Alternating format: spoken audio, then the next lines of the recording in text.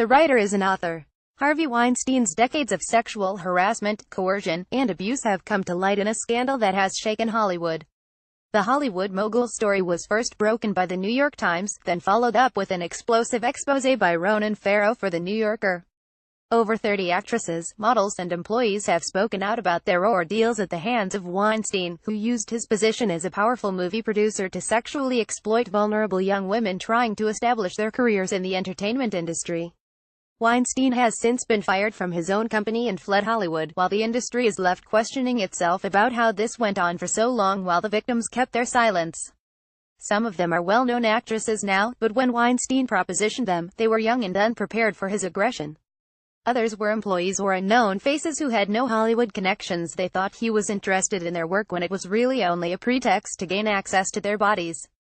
People think this is the norm for the entertainment industry, the price young women have to pay if you want to make it in Hollywood.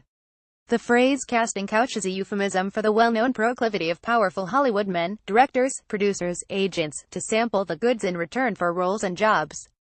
But Weinstein took this to another level. Not only did he attack the women, but then he also threatened them with legal repercussions to keep them quiet, or paid them off for their silence.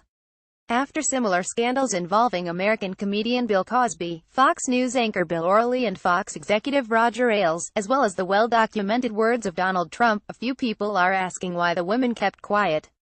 Women are very unlikely to receive justice, and instead are likely to be attacked, if not by the abuser, then by others who support him and believe the women are lying so that they'll get media attention and money out of the accusations. Can we learn from Weinstein's disgrace? But women are tired of living with their painful experiences. They are telling the truth, and they are finding strength and courage among the numbers of women who share their experiences.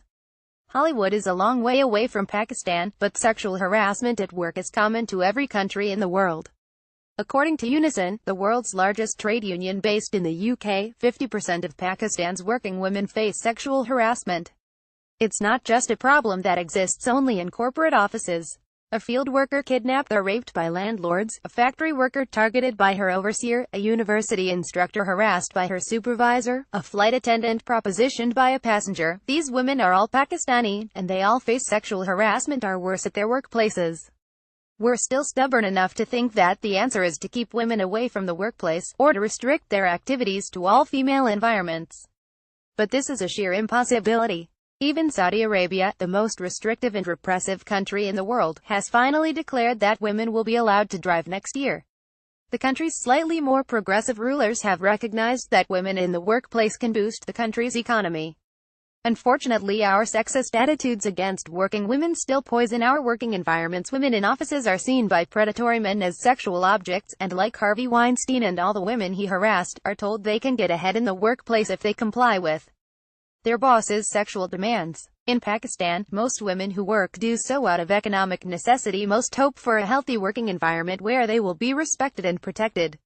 But this is never guaranteed, and if a woman encounters sexual harassment at work, she's the one forced to leave. Back in March, PTV anchor Tanzila Mazhar resigned from her job after allegedly facing sexual harassment by a current affairs director, senior in position to her. She went public with her accusations, very rare for a Pakistani woman, but she too had tired of the psychological torture, but found herself and another colleague Yafshin Jamal suspended and taken off air, while her harasser was reinstated to his position. Despite the fact that sexual harassment is against the law and there are mechanisms to register complaints with the federal ombudsman, most women remain silent about what they face. Pakistani women must learn to support each other and speak out, taking a lesson from how Weinstein was finally brought down. Pakistani companies must enact a policy of zero tolerance for men who harass women at work. And Pakistani society must put the blame where it firmly belongs, on the harassers, not their victims. The writer is an author. Twitter @Binisha, published and on October 15, 2017.